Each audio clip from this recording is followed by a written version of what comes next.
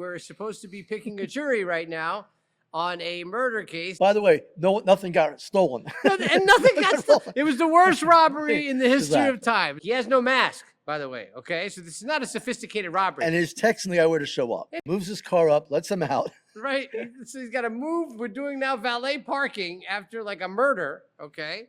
Between the shooting, calling 911, and the cops showing up, he pulled his car on the other side of the street, opened it, unloaded 3 20-gallon bags of garbage bags full of drugs and money. I came across a mask in the street, and I asked Detective so-and-so, should I photograph that? He goes, no, that has nothing to do with this case. I'm here with my trial partner, attorney Larry Schweiker. Welcome to Two Taps and Friends. Grab your favorite drink, get comfy, and let's dive into another episode of Two Taps and Friends. Welcome back to Two Taps and Friends. I'm your host of the show, Daniel Rosenberg. I'm here with my trial partner, attorney Larry Schweiker. Welcome back, Larry. Danny, how's it going, man? Is it good? Good. And I'm glad to have you back. I wanted to have Larry on because Larry and I were supposed to be picking a jury right now on a murder case that was a very difficult case, right? 4 years now. 4 years in the making. 4 years. Yeah, we're supposed to be in trial right now. Right. I think that, and how many, I mean, we were going to have, it's going to be a co-defendant case, so we would have had double the amount of jurors, right? What was it? Yeah, because each person got 10 strikes and the prosecution gets as many as the other one. So we would have 20, 10 for us, 10 for the co-defendant. Prosecutor had 20. That's 40 strikes you would get. Which means, and then we would just had endless panels of jurors coming in. You can't have a panel of 22 jurors when you have 40 strikes. Right. And the problem is that everybody wants to get out of murder trials because they're long, right? Jury selection is going to take a week. Jury selection. So yeah, Larry, the best is Larry, like, you're picking the jury. I'm like, yeah, no problem. Like, You didn't realize that part. Yeah, like, oh, that's going to be the long thing. But plus you have another lawyer there, so you got somebody else is doing your whole doing routine. The shtick, and then you get up and do the shtick. And it's like, we just heard this from that guy. What are you talking about? Yeah, like, I want to go first. You know, like, I want to go first. That's terrible. Yeah. But I think we should go through the case. We can talk about the case now. It's a closed case. We're not going to name names. But it was a real bad case. Well, I'll paint the picture a little bit, then you fill in as we learn, right? Well, that's the beauty of this. We prepare for trial, so we have all this knowledge, and we Yeah. have to give somewhere. So your podcast is the best place Right. to get rid of all this knowledge. Right. So it Useless. starts off, these two guys, they decide that they set up a drug deal, right? For pot. I don't think it was anything like extensive. Possibly. But I think these guys had the plan of robbing the people, but they were the ones that were like offering to sell the drugs, right? Yes. But they were going to rob the guy who apparently is known to have cash and was a drug dealer. Before you right? get any further, Keep going. Put context Here's the in. We're thing. getting the full gambit. you're going to hear the facts, and they're going to make absolutely no sense to you. And why? Because this is how they came across to us. They don't make sense. Right. They don't make sense. It The was- guy selling the drugs, the people that are robbing the guy that robbing him had more drugs than the other guys. Yeah, so, so- and by the way, nothing got stolen. And nothing got stolen. It was the worst robbery in the history of Exactly. time. So one guy, though, the guy we were defending, so they pull into, they ask him to go to an abandoned house. Okay, let's just add more. Go to my house first. On it, so he knows the guy. Yeah, so make sure you know who I am, right? And then, my mom's freaking out. Go a couple of houses down the block or down the block. so it's an abandoned house, Yeah, right? it's They abandoned go to house, the right. abandoned house. They pull in. The guy's doing the robbing, pulling first. The guy's being robbed. Block him in, right? That's the start of the ridiculousness, right? So one guy, they get out. They go to talk. The guy on the passenger seat, who's the co-defendant for the robbers, gets out and is talking to the guy, and immediately comes out and puts a gun on him, right? One guy comes. Yeah, with- they're dabbing each other up. They're just, Right, they're- but then he puts a gun on him, right? He pulls his gun out. Yeah, Puts his gun out. He has no mask, by the way. Okay, so this is not a sophisticated robbery. and he's texting the guy where to show up. And he texted him on his phone, so we know who's robbing who, right? Our guy gets out of I guess he was hiding in the back seat. They didn't see him. Pops out with a mask. 6'4", and how he's hiding. 6'4" with a mask that's barely covering his face, right? Like it was like the Superman, like the Batman rasp, where they just have this on, That's you know? what he said. So gets out, and he has an AR-15, all right? Not to make light of the situation, but this is the robbery, okay? Gets out the AR-15. The one guy who's getting robbed panics. He also has a gun that comes out at some point, He's got right? a big handgun in his waist. Big yeah. handgun, right? But he takes off running. Out of nowhere, the guy we're defending shoots him in the back with an AR-15. Now, we don't know that our guy's done this as we're going through the case, but in hindsight, we know that he was the person that actually did it. Someone shot him in the back. Someone shot him in the back, right? And the shot is like a marksman shot because it hits He's the guy running. in the head. As the guy's running away, it hits him, kills him on spot. The other guy that's with the guy getting robbed is there as well. So when this happens, they immediately decide we need to get out of here. The other guy without the mask screams at the guy that we're defending, "What the hell are you doing?" He doesn't have a mask. This guy doesn't know. They try to get in the car. They try to leave. They're blocked in, right? They're blocked in by the Pulls car. the AR out. Says, "Move the car. I'm gonna Yeah, shoot to you." the guy So that's other guy alive, right? moves his car up, lets him out. Right. So he's got to move. We're doing now valet parking after like a murder. Okay. This is happening in a neighborhood where people are out in the streets and see it, right? There's a guy across the street that sees it, sees the, he says he sees the car. I don't know if you see, did he see the man with the mask? I seen the gun. He goes, I thought he had a girl. I was, what's this guy doing playing with this girl and this gun in his car? Then he sees the shooting. He's, oh, what's going on over there? And that's when everything stopped. Not once did anybody say, give us your money, unload the drugs, Yeah. give me cash, whatever. The deceased guy's got almost $11,000 on him. Right. Still there. Right. Well, we'll get to that. So that's what we know of the case, right? The other guys go, they don't arrest anybody. They can't get anybody. The culprits, alleged culprits are gone. The police immediately get to the area. They find a dead body in the road. They didn't find the drugs. They didn't find anything. They find nothing, right? They find nothing. They find a dead body in the road. They find the neighbor across the street who says, I saw a certain car, a bubble car, right? Bubble Chevy. Bubble This Chevy. guy. Explain to the viewers and listeners what a bubble Chevy. That's a description of a type car. It's specifically a Mercury, or what is it? The car, specific? yeah, the car was like a bubble Chevy, like a police car. But what is the definition of a bubble Chevy? You know, There is no definition of a no, bubble a Chevy. bubble car is usually a Mercury or a Chevy, and it's like a Caprice. Yeah, there's a There whole is? thing. You didn't look into this. I looked googled into all it. this. No, we went through You definitions. know what? It's not. It's not a Mercury Grand Prix. Yeah. So, and the It's not a car Mercury. that the alleged that our client has is not what they say is a bubble, but he said it was a bubble-like car with rust coloration. Remember? So they go and they do cell phone. So they immediately, it doesn't take them long because the victim comes forward, the one that's alive, and he shows him the text message. So it doesn't. Yeah, they connect the So dots. the person without the mask that set the whole thing up, they immediately go and arrest him.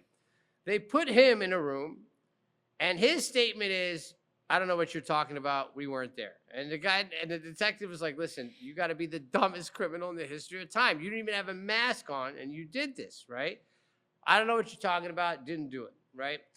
They have him there for, I think, 3 hours, 4 hours, right? How long was it? The statement's 2 hours. 2 hours. They keep him in the room, right? And the police will do this in a lot of cases. They'll keep you on ice in the room, and Sweat you. and after a while, that's you see these confessions that come forward of people that really didn't do things. People get to a point where they'll say anything to get out of that room, right? So he asked for a lawyer.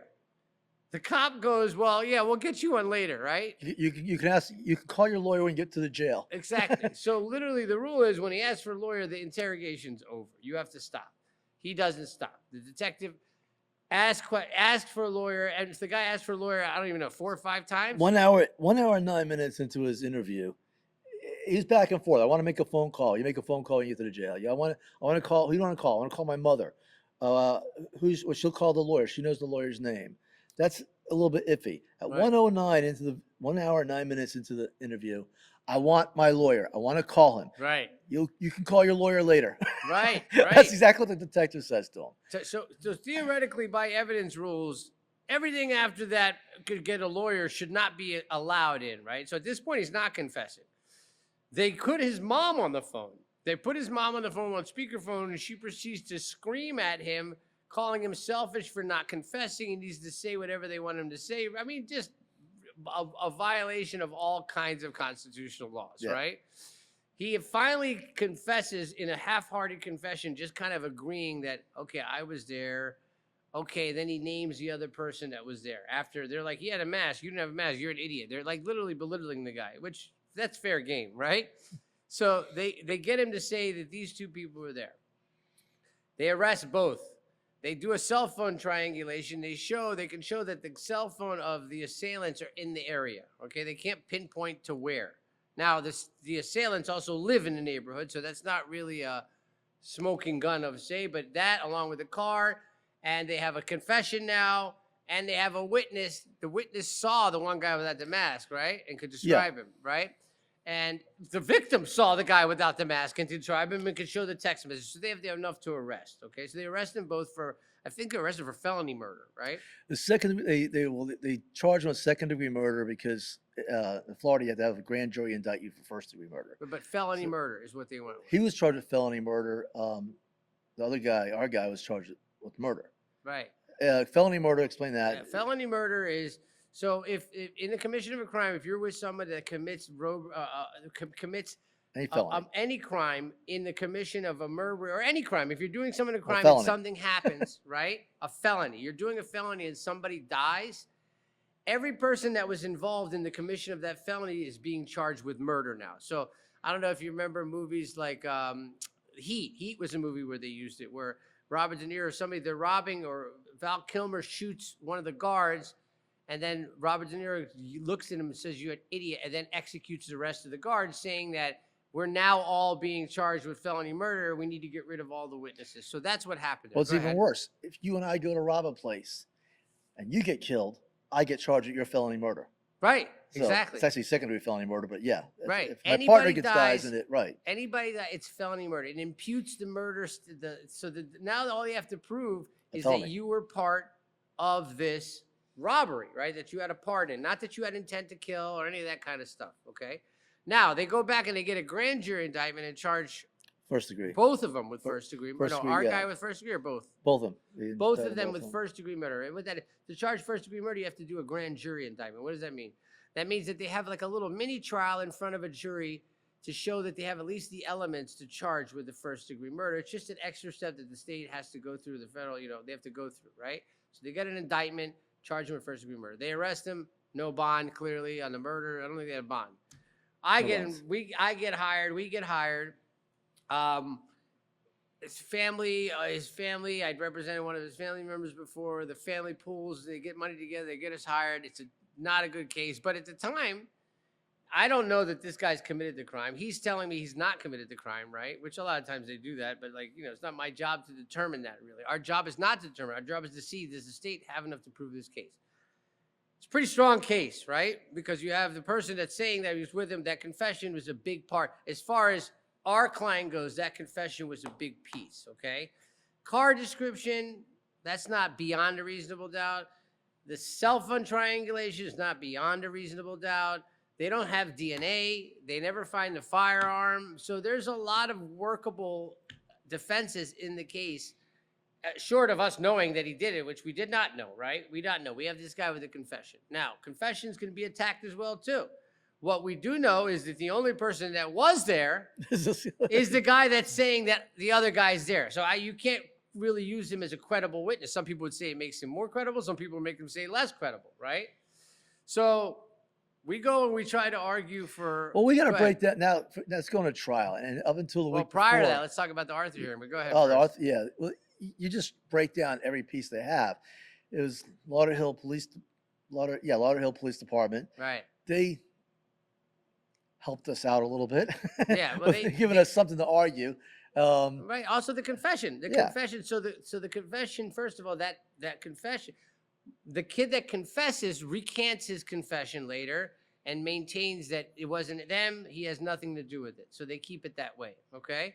So throughout the case, that confession is a big thing. If that confession can be thrown out, which it should be thrown out, then the case is a lot more defensible. Anything that came out of that, once the cops start, it's called the fruit of the poisonous tree for those who are not lawyers watching this.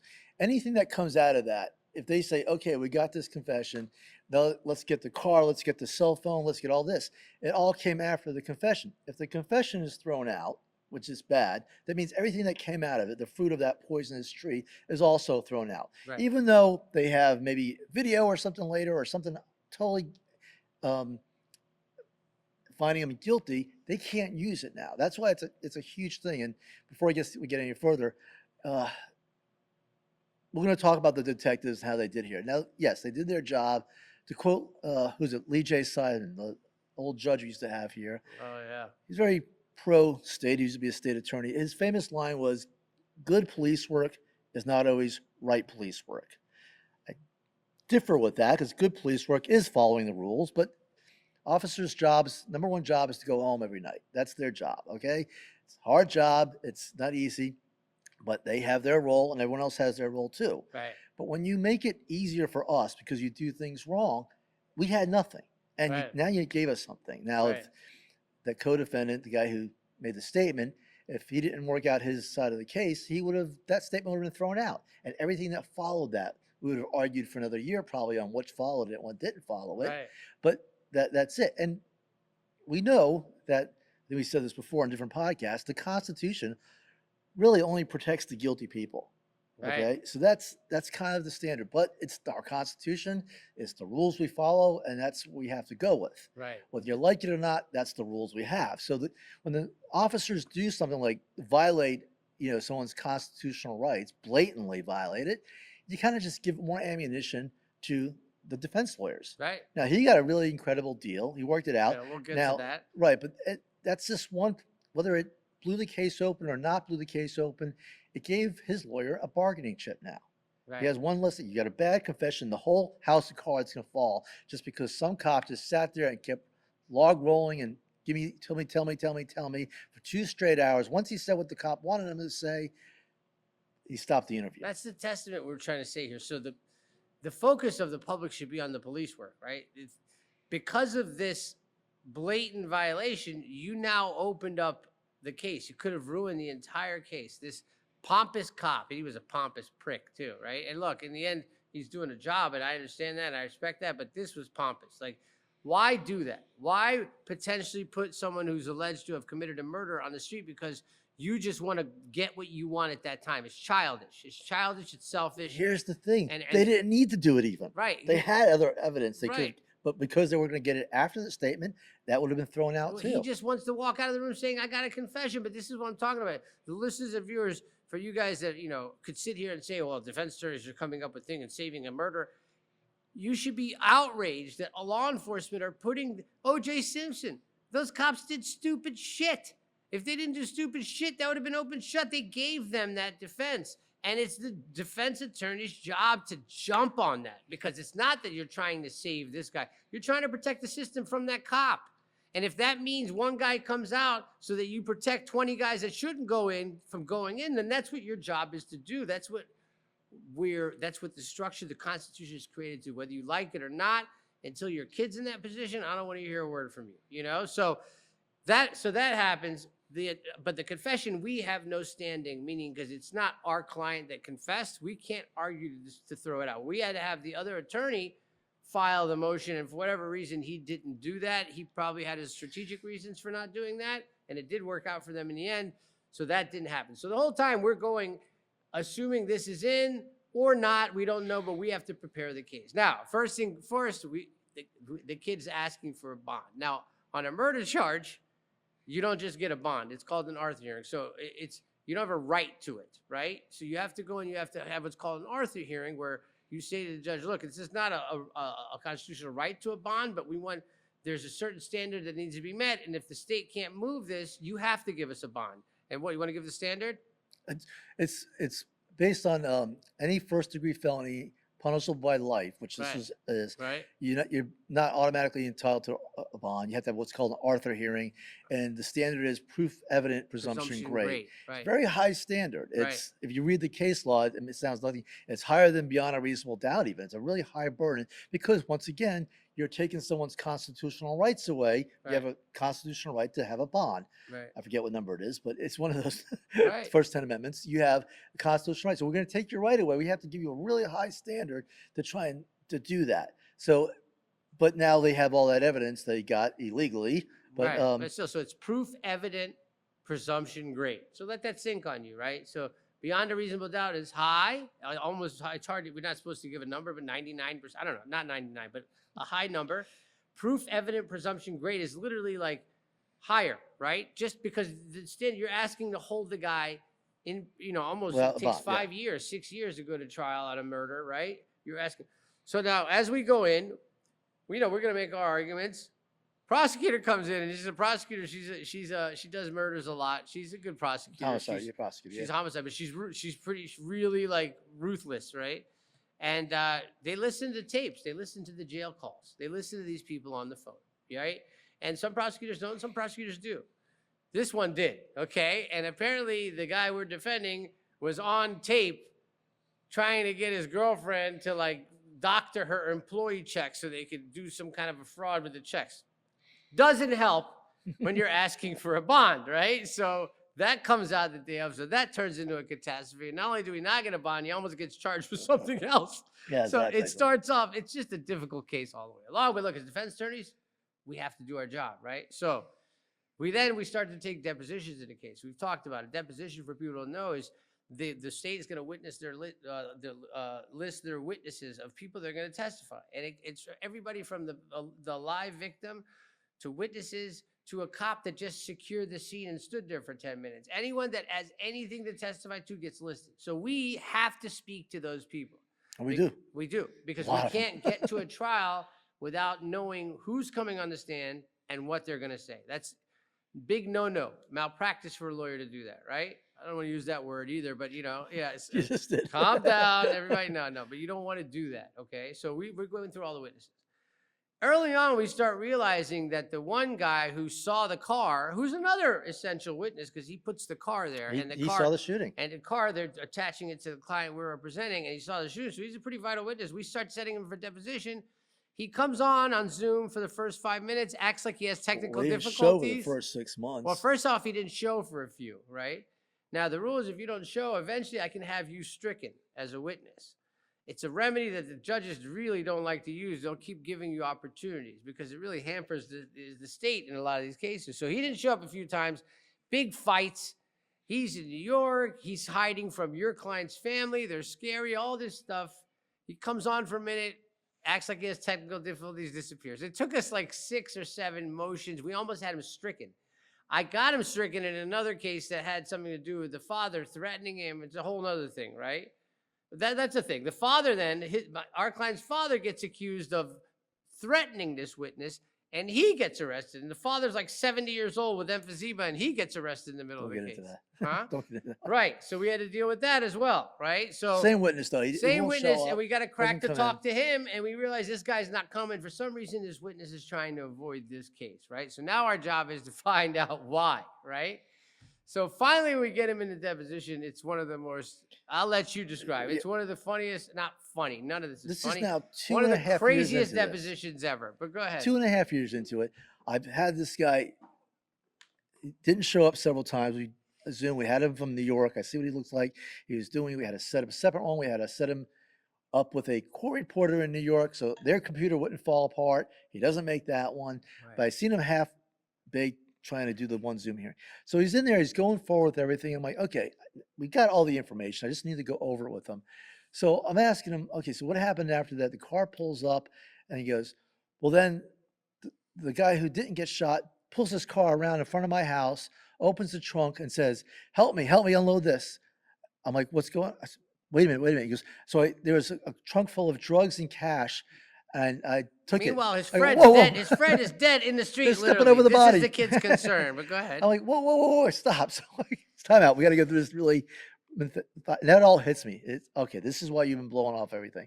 So make a longer story short, between the shooting, calling 911, and the cops showing up, he pulled his car on the other side of the street, opened it, unloaded 3 20-gallon bags of garbage bags full of drugs and money.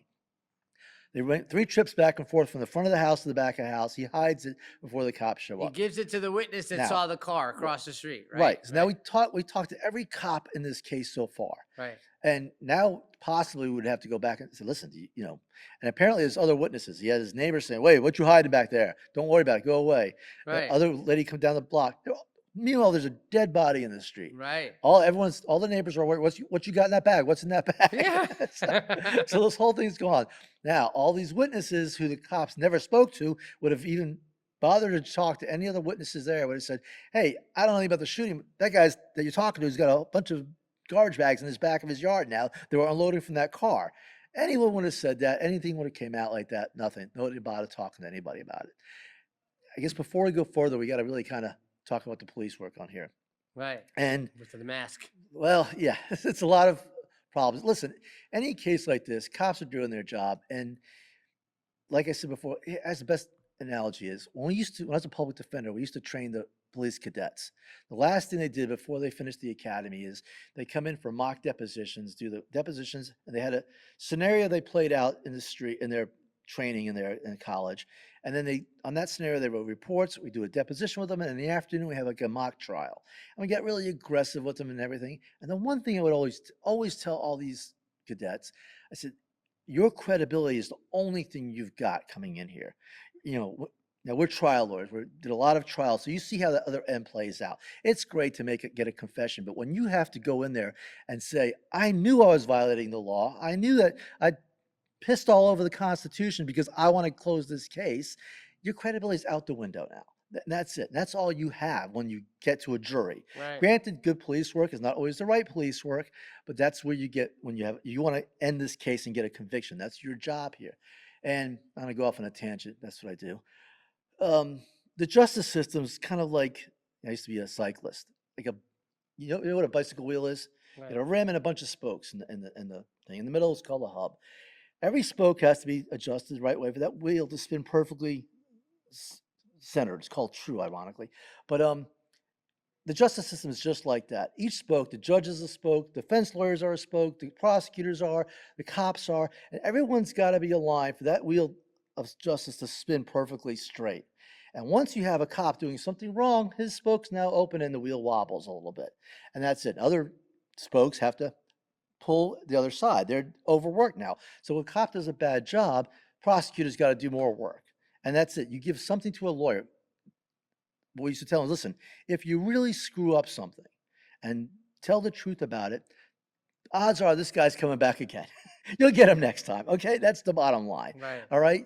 But to destroy your credibility in doing that, and I know a lot of cops. I've been dealt with them. I represented cops. I was married to one for a while, so I get all that you have to do as a police officer. Like I said, the number one job of a police officer is to go home every night. We get that. But when you give defense lawyers something to work with, that's really bad. So Right. what Daniel said, we took all these depositions, and you take a crime scene investigator.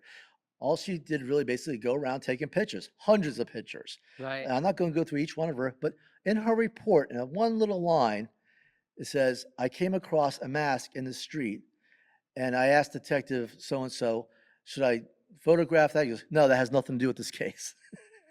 So there's a mask in the street.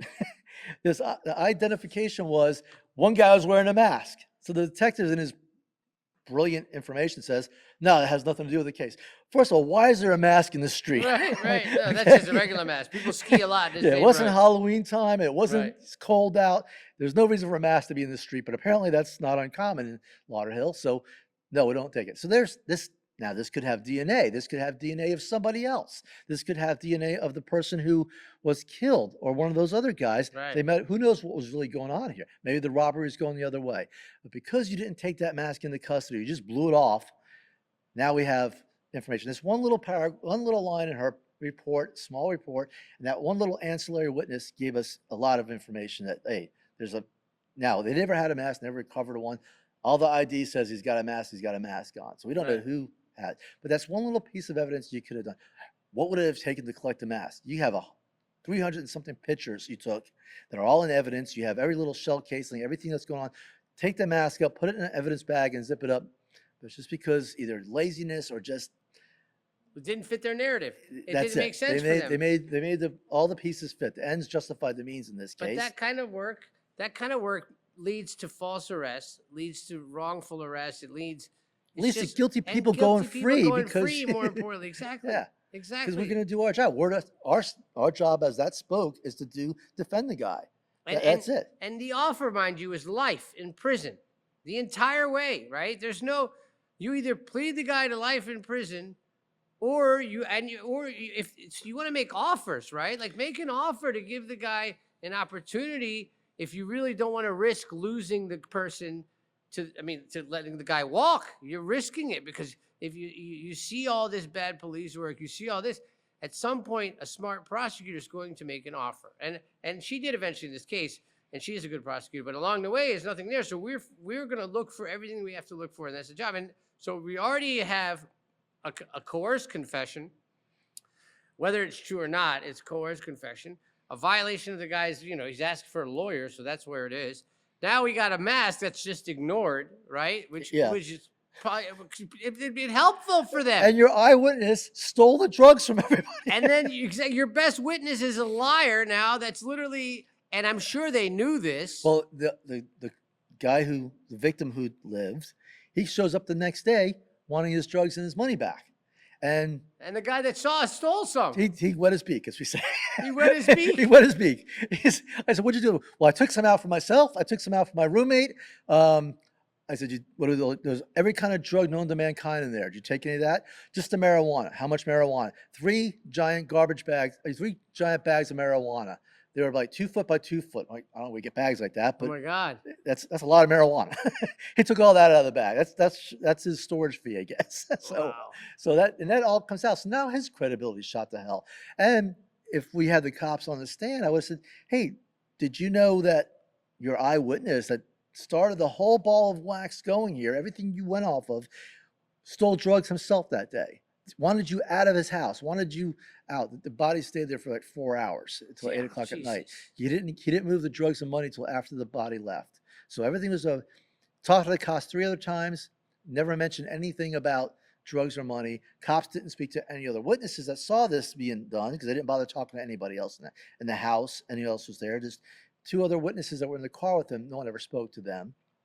And I get that murders happen in Lauderhill quite often, but you think if it's your relative, you want the cops doing their job, it's right? Ridiculous. This is a case that got handed to the cops, handed to them, right?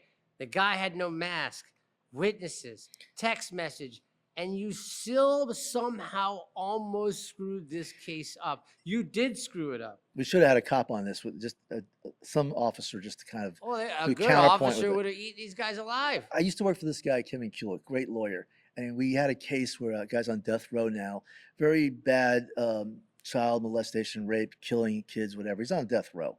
I don't know why he's still alive. It was many, many years ago, 20-something years ago. And he gave a confession. And I asked Kevin, I said, this guy's been in the system. He's on probation when he did these murders. But I said, how did he give a confession? He knows the system. He goes, the detective was really good. His name is Dusty Rose. I'll never forget it. His name is Dusty Rose. American Dream. So he goes, he is the He dropped elbows. He's the ultimate nice guy. When he's in there, he talks to the people like a person. He listens to them, doesn't go off on them, and he gets more out of them than any cop threatening them, any, Vink Mackey, the guy from The Shield, any of that stuff. He goes, he'll get more out of them doing that than he ever. If every cop did that, we'd be out of business. Right. And that's it. It's you got to be. Now listen, I get when you put the badge on, it's a whole thing that comes along with this, and you're trained that way, and it trickles down. You're a trainer. His trainer always said, listen, you go after him, hard, you sweat him in the box. I get that. But when you do that, it gives us so much more than just sitting there talking to the guy. Right. And this is a perfect case. If this guy, he would have just let him try to call his lawyer. Eventually, he probably would have said something anyway. 100%. You had that moment. Right, especially these guys on phones, right? Exactly. Like, oh my God, these guys on phones didn't shut up. Yeah. So the entire time, this is what's happening now. So we go through this deposition. It's taken years to get these depositions. We had to fight for that witness. Then the victim comes in and he adds to the story, right? Yeah. He admits to the entire story too, right? With the drug passing on and no, all that. when we took his deposition, we didn't even get into that. We're saving that for trial. Actually. Yeah, right. So we didn't say, but yet now, detectives all know about this. Under oath, he talked about what he did. He lied under oath because he didn't say anything else about this stuff. So prosecutor knew this. I guess you imagine told the detectives. The eyewitness never got arrested for stealing all these drugs. The victim never got arrested or anything for having all these drugs, all this cash and everything. So we have, a lot of crime going on there because of that lifestyle, whatever he had going. If you have a truck full of drugs and cash, you're probably not just, he was an Uber driver also. While he was doing his Uber, he probably just wasn't an Uber driver. There's a lot going on. Right. There's some sketchy shit that happened before the deal went down, the murder, because he wouldn't talk about that or refused to bring those guys in. So clearly he's a not coming in with clean hands. Right. Yet we do nothing with that information. We have absolutely nothing going on with that. Let that continue to play out. So now we've met many criminals throughout our career. And what happens in that case is you just enable them to do more work like that. So yes, you wanted to solve the murder. I understand that, but you got this big drug dealer, this big stuff going on. And because you have that going on, people do get shot and killed because it's just not a very ethical profession, I guess. Right, right. So we now have had to take all these depositions for years, right? We're in a position where now the entire time, this co-defendant, we're trying to figure out what the hell is he going to say in trial, right? If this confession is in and he's going in there saying, I didn't do this, they can't argue that the confession is bad. They could argue that it was coerced, that he was, that he was sweated, he would have said anything, but it's getting in. Like the time for the argument for it to be thrown out by the judge has to throw it out, was come and gone. We were set for trial. We got our trial schedule. The schedule said 3 weeks, 9 to 5 a.m. every day. The first week was just jury selection. We're like, oh God, here we go, right? And we're ready to go. This is what we do, Now, at any point, we're like, I don't think she's going to make us an offer, the prosecutor, because it's a slam bam case for her. Not slam bam, but she's, I don't know that she needs to right now, right? We keep waiting. At some point, we're assuming that this guy is going to flip. The co-defendant is going to flip and is going to testify against our guy as long as they make him some kind of a sweet deal because he's already confessed. We had no idea what his defense would be. And he's allegedly not the shooter, right? So they're wanting to get the person that actually did the shooting more than the other person, right? Even though that person is the one that set up this whole thing, apparently. So about maybe 4 days before trial, we get notice that this person has now pled against our guy. I mean, he took a plea and is flipped. Is becoming a witness. Has become a witness against our guy. So now we have an additional person. Now we have this kid that confessed that we have to try to take his statement before. We know what he's going to say from that confession. He's going to say that our guy did it, that he set it all up and all that. So now the holes in the case that were there, they've now they've fixed because they've got this person's testimony. Yeah. So it bails the cops out, right? So at this point, as defense attorneys, our job is to try to secure this guy some kind of an offer that doesn't put him in prison the rest of his life. The kid's 20-something years old, mind you, okay? So if the kid's 40 or he's 50 or he's even 30, there's not much you can do there, right? But here is a 20-something-year-old kid, okay? And there's no history of this person ever doing something like this to anyone before. The history is violent history, is mostly drug little things, nothing like a murder or any kind of violence before. Seemed like almost a very isolated incident, but I don't know that, right? So I get the email a couple of days before. Are you interested in plea discussions? I said, sure, call me, right? Because at this point we know like it's going to be a really rough trial, right? But we're ready for it, right? Yeah. Well, here's the thing. Like you said, all the holes are plugged. All the bad things, all the screw ups that the cops did or the lack of things that they did are plugged now. At what expense, though? The state attorney's office in Broward County chose to file murder charges on that person. They looked at it. They decided he is guilty enough to be charged with felony murder. He's in the street now. He walked. So because they had to plug these holes. Right. So they hedged their bets to get one guy to literally pull the trigger. Like I said, he might not have been as culpable as our guy. However, you decided to charge him with a life felony and keep him in jail for 3-4 years almost. So you thought this was a bad enough guy, but at the expense of him walking in the street, I got 5 years probation. Yeah, the guy got 5 years probation. That guy's back on the street. He's on the street. That's because of bad police work. That wasn't even us. Yeah. Bad police work. Because they had bad police work and the police had created holes. You could make an argument that it was because of us, because if we didn't take our case to trial, they wouldn't have had to flip him. And That's if we true. didn't, I mean, if we were didn't just doing point our out job. the holes. But because of the police work, this is what happens, is you have a guy that actually orchestrated this walking around now, right? So who's to say just because he didn't pull the trigger, this is a problem, right? This guy could set up more and more, and that's what's terrible because the bad police work. All this cop had to do, you didn't have to get a confession. What do you need to get? If the guy asked for a lawyer, get a lawyer, right? Just like Larry said. The worst cop I ever had on the stand is the guy that comes in and says, yeah, I screwed up. Right. Yeah, I screwed up. Yeah, I because had people can relate to that. armed sexual battery in Palm Beach. Cop did nothing for 3 years. And I went to town on him. I said, you didn't go back. You didn't look for a shell casing. You didn't do any of this. He goes, no, I didn't. I think the grass would have been overgrown, but you didn't even bother looking. He says, no, I didn't. And then you're done. I got nothing. You're nothing. I got You're nothing. done. Your line of questions over. The jury's like, oh, what an ass. I've done that before. Right? Yeah, Like, exactly. Everyone's done that. It's like, hey, you know, It's and, a- and they get past it. When you try to cover it up, now you give me something. I you have know? friends that are cops. I have a friend We that I need sit to with. get He's one a on young here. cop. I tell him just. I had a guy in a deposition where these guys are like they catch predators and all that, and I had to take his deposition on a case, you know. And I said to them, like, listen, just make sure your stuff's airtight, right? Just make sure your work. Do your job. Just do your job. If you do your job, we have to do our job. So you're asking us to not do our job because you didn't do your job, right? You understand how crazy Yeah. that is, right? Do your job.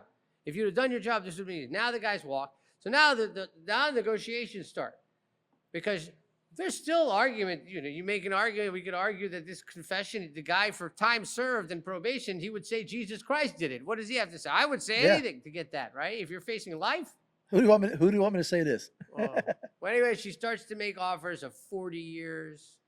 And then we go back and forth, and I do what I do. She does what she does. And anyway, we land on a spot where the kid is pledged to he's got 30 years. He's got credit in. He'll serve about 23 years and get out at 50 and have a chance at his life again. Now, people may say, oh, but he killed somebody.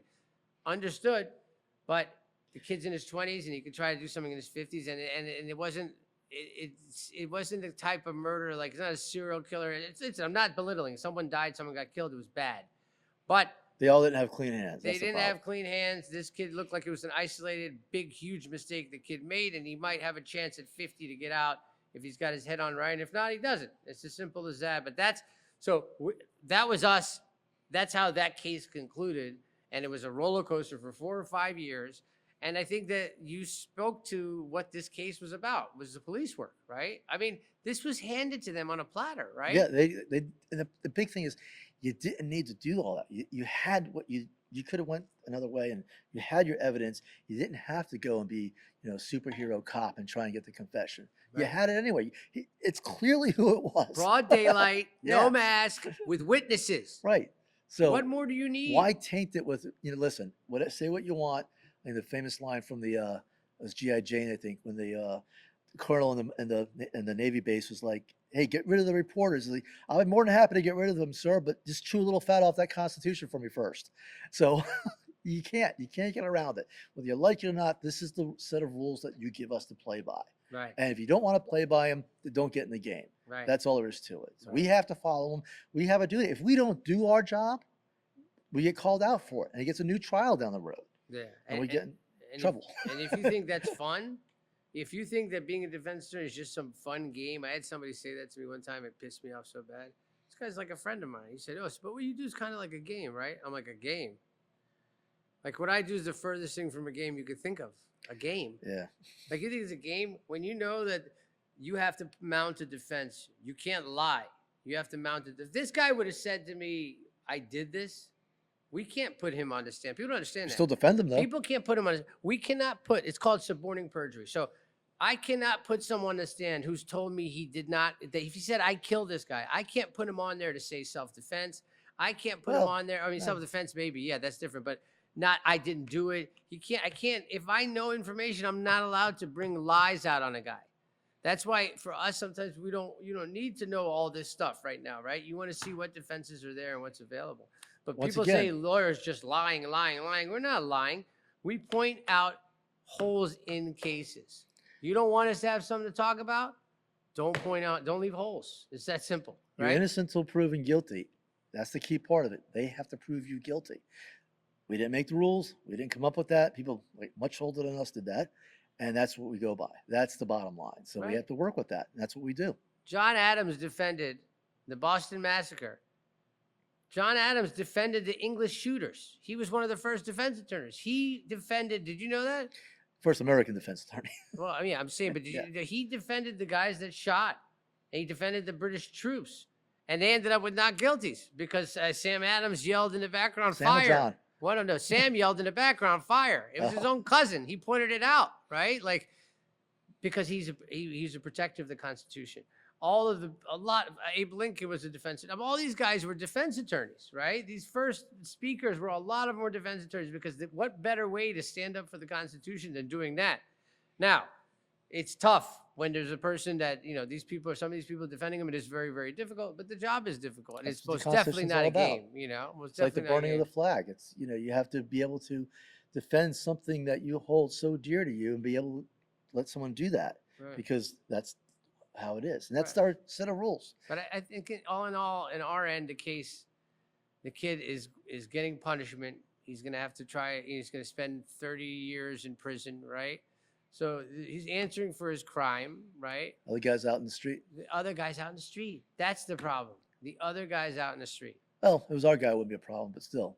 Listen, if it was our guy, it would still be a problem if he did it, I would say. Exactly. You know what I mean? That means you screwed up. It's not just because it's my guy or not my guy.